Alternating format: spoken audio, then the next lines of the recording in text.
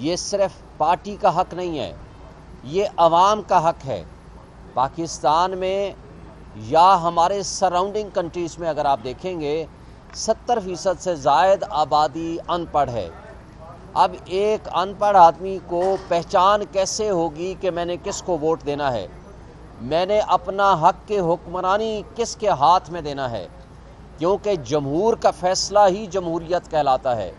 अगर आप जमहूर को डिप्राइव कर दें कि वो अपने बुनियादी हक से महरूम हो जाएं, तो ये जमहूरियत नहीं कहलाएगी, ये जमहूरियत के नाम पे ढोंग तमाशा कहलाएगा।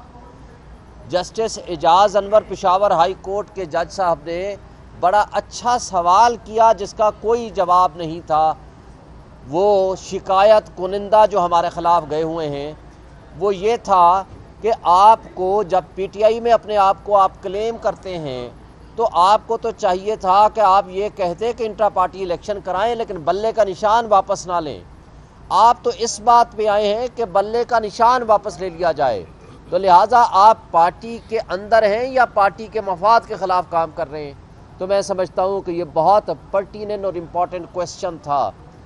इससे ये साबित होता है कि कुछ लोग प्रॉक्सी हरकतें करके किसी और का एजेंडा ले करके बल्ले के निशान से कौम को, अवाम को और पीटीआई को महरूम करने की साजिश का हिस्सा बन के हमारे ख़िलाफ़ इलेक्शन कमीशन में गए।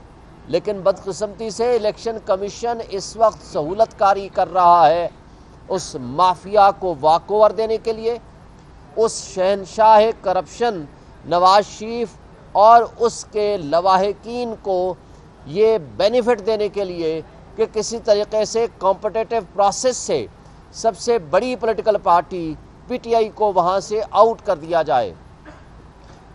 परसों ही मेरे हलके से, जो कि NA 47 से मैं इलेक्शन लड़ रहा हूँ, हमारे एक दोस्त सोशल मीडिया के, उसने सर्वे किया जो कल आपने देखा होगा, जिसमें 90% हमारे साथ अवाम और कौम खड़ी है, पीटीआई और हम मेरे साथ खड़ी है, जबकि उसके मद्दे मुकाबिल 10% से भी कम पीडीएम की तमाम जमातों को वो वोट मिले।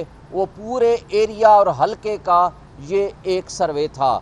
और फिर जब सर्वे हमारे हक में आने शुरू हुए, इसके बावजूद कि इलेक्ट्रॉनिक मीडिया में हमारे ऊपर बहुत सारी पाबंदियां आयद हैं, कुछ नादीदा लोगों के कहने पे या माफिया के साथ आशीर्वाद करते हुए, लेकिन उसके बावजूद जब उन्होंने और सुनो टीवी ने और कई टीवीज़ ने जब सर्वे जारी किए तो पैमरा बीच में आ गया सहूलतकारी करते हुए कि जनाब कोई जो है इलेक्ट्रॉनिक मीडिया का या टीवी चैनल सर्वे ना दिखाया करे।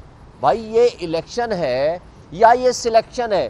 पूरी दुनिया में सर्वे दिखाए जाते हैं, पूरी दुनिया में ये मौका दिया जाता है कि तमाम पार्टीज़ का सर्वे किया जाए और सहाफ़त की आज़ादी है, इसमें राइट टू इन्फॉर्मेशन है। आर्टिकल 19 इसमें है, आर्टिकल 19A है कि हर किसी को मौका मिले और पता चले कि कौन कितने पानी में है।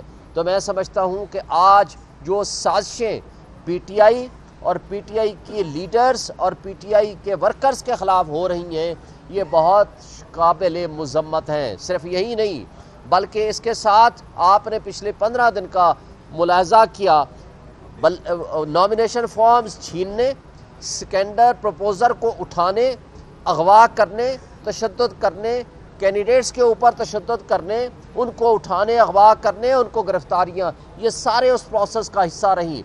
और जिस थोक के हिसाब से रिटर्निंग ऑफिसर्स ने हमारे नॉमिनेशन फॉर्म्स रिजेक्ट करे बाशमूल मेरे, मैं समझता हूँ कि ये निहायत काबिल मुज़म्मत हरकत है। ये आइन की खिलाफ वर्जी है, ये कानून की खिलाफ वर्जी है, ये आइन और जमहूरियत का तमाशा करने के बराबर है। देखें, आज हम आगे चलते हैं, जो माजी में हुआ छोड़ दें फॉर द टाइम बीइंग, लेकिन क्या हम फ्री एंड फेयर इलेक्शन के बगैर इस मुल्क की जमहूरियत को मजबूत कर सकते हैं? जवाब एक ही है, नहीं। क्या फेयर ट्रांसपेरेंट इलेक्शंस के बगैर मुल्क की मईशत को दुरुस्त कर सकते हैं? जवाब है नहीं। क्या फ्री एंड फेयर इलेक्शन के बगैर सियासी अदम इस्तेहकाम को ख़त्म कर सकते हैं? इसका जवाब है नहीं।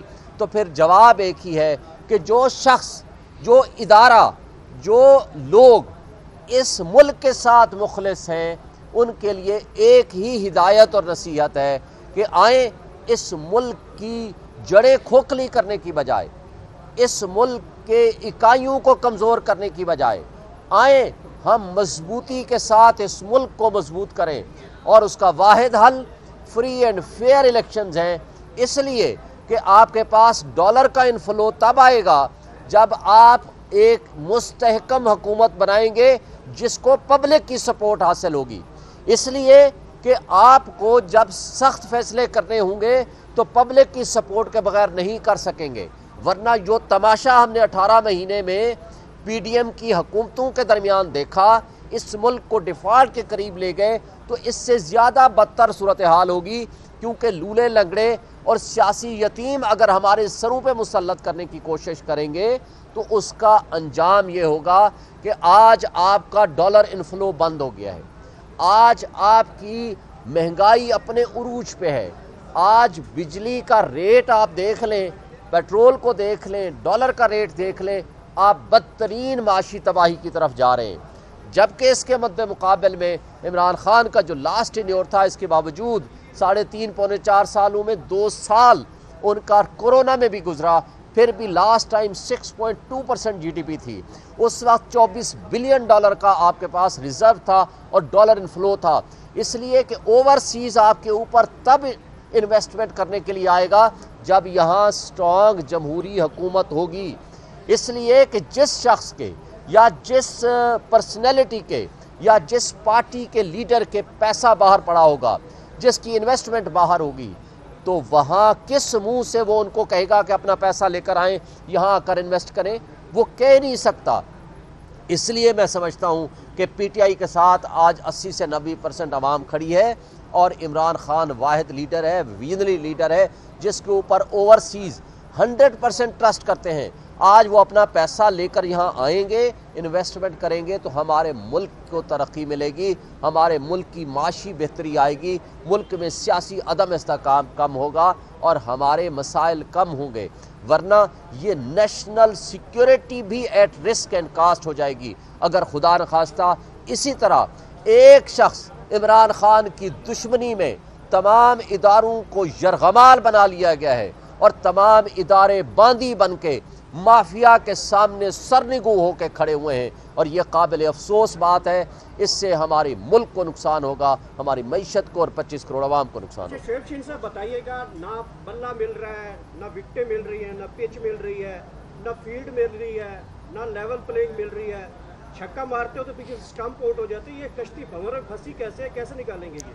आज भी थर थर कांप रहे वो लोग जो हमें बल्ले का निशान नहीं लेने देते, आज भी वो कांप रहे हैं वो लोग जो हमारे लोगों को उठा रहे हैं, लोगों के ऊपर तशद्दुद कर रहे हैं। इस सब कुछ के बावजूद जो हमारे साथ हो रहा है, इस जुल्म जबर और बर्बरियत के माहौल के बावजूद भी हम हर हल्के में मुकाबला करेंगे, हमारा हर लीडर और वर्कर मुकाबला करेगा, इलेक्शन लड़ेंगे और इलेक्शन जीतेंगे। आपको अगर 1 साल पहले याद होगा, इमरान खान का इंटरव्यू, 4 बातें की थी इमरान खान ने। नंबर 1 कि ये लंदन प्लान के तहत ये मुझे जेलों में बंद करेंगे।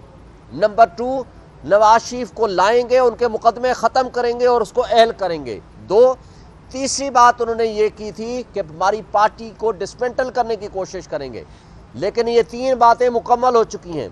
चौथी बात की थी कि उसके बावजूद हम इंशाल्लाह इलेक्शन जीतेंगे और आपको 8 फरवरी को नजर आएगा कि हम इलेक्शन जीतेंगे। इलेक्शन में 1 महीने से भी कम टाइम रह गया, कहीं कोई सियासी सरगर्मी मुल्क में नजर नहीं आ रही, ना कोई लीडर बाहर निकल रहा है, ना कहीं से वर्कर बाहर निकल रहे हैं। आप हर हल्के मुकाबला करने के कह रहे हैं, कंपेन कौन चला रहा है आपके? अक्सरियत तो कैंडिडेट साहब के वकील हैं, वो सुबह शाम अदालतों में रहते हैं। कंपेन आज आपको मैं बता रहा हूँ, मैं खुद कैंडिडेट हूँ, मैं अदालतों में भी होता हूँ, मैं हल्के में भी होता हूँ।